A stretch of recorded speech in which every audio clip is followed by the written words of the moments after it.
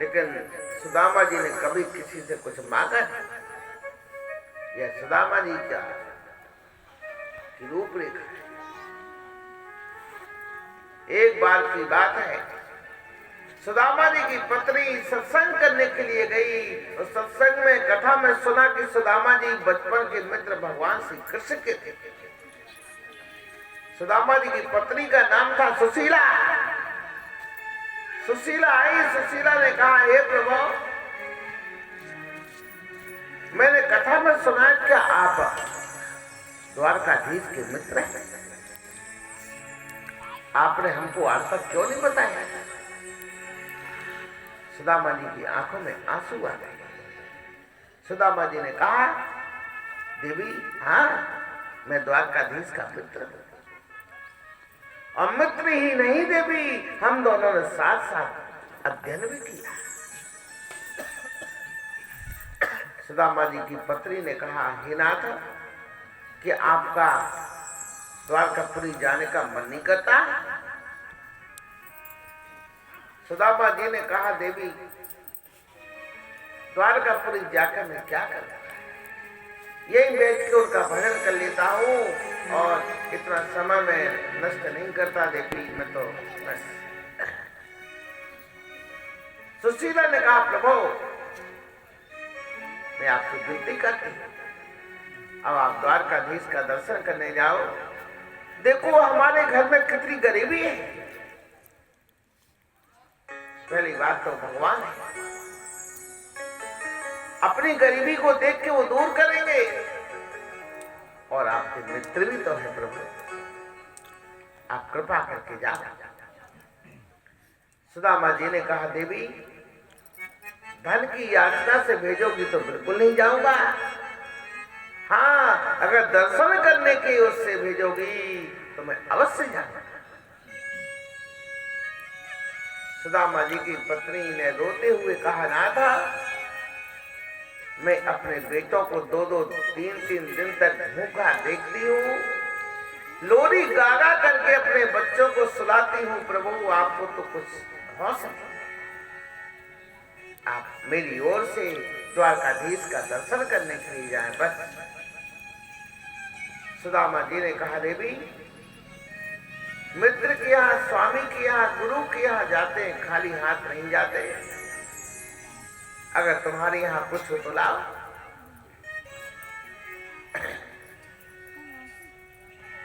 सुदामा जी के घर में कुछ नहीं था सज्जनों, अन्न का एक दाना भी नहीं था।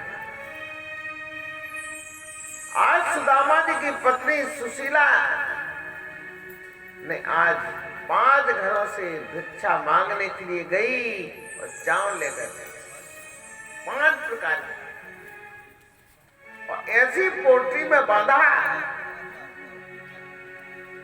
जो 10 जगह से कपड़ा सिला हुआ है।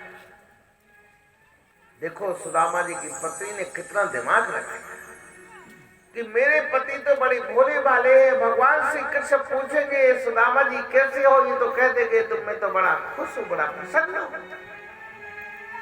और जब द्वारकाधीश इस पोटली को देखेंगे, वो अंतर्यामी भगवान है, तो समझ जाए।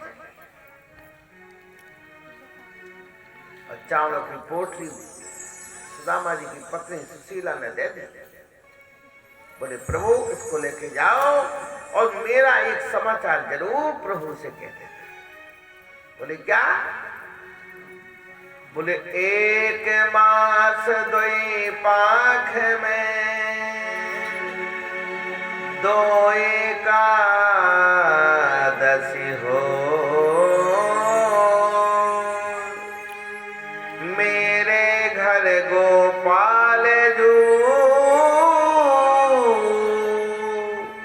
नित्य एकादशी हो।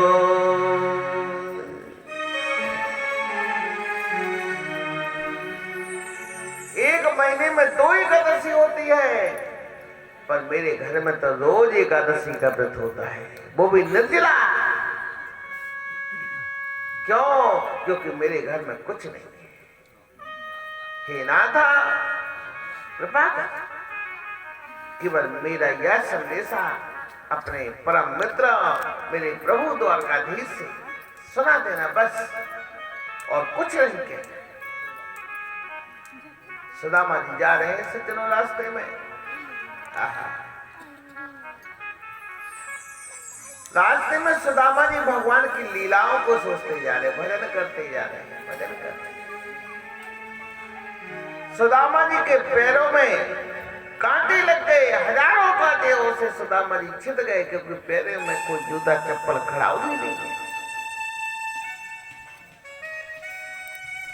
रक्त की धार पैरों से गिर रही है सज्जनों, फिर भी सुदामा जी चल रहे और भगवान का भजन करते हुए जा रहे हैं सज्जनों। तो उनको होश ही नहीं है कि मेरे पैरों में कांटे भी लगे, आंखों में आंसू भी है और चले जा रहे हैं।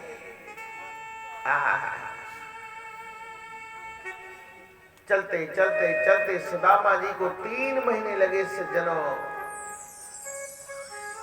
3 महीने लग गए, 3 रात्रि तक। बीच में नदी पड़ गई। नदी कौन? भवसागर की नदी।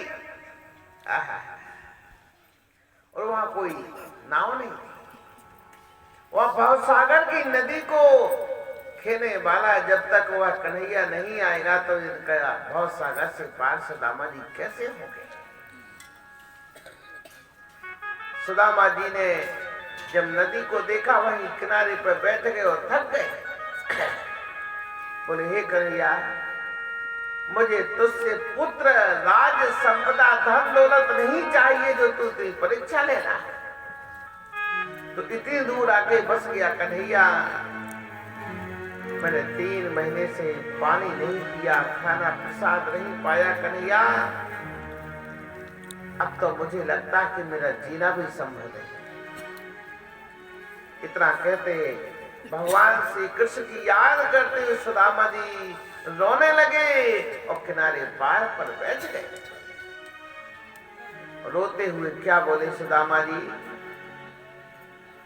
भूख लगती है, प्यास लगती है, जिंदगी अब उदास लगती है। कैसे आऊं मैं द्वारका तेरी, आस भी अब निराश लगती है। भूख लगती है, प्यास लगती है, कैसे आऊं मैं द्वारका तेरी, अब आस भी अब निराश लगती है। हे प्रभु, अब तो मेरा जीना भी संभव है, क्योंकि मेरी श्वास रुक रही है प्रभु। अब मुझे तो लगता है कि मैं अपने बच्चों से, सुशीला से भी नहीं मिल पाऊंगा, ना प्रभु आपसे मिल पाऊंगा। तो ना मैं उधर का रहा ना इधर का रहा, प्रभु बीच का रहा। हे नाथा, मुझे ऊपर कृपा करो और मुझे दर्शन दो। सुदामा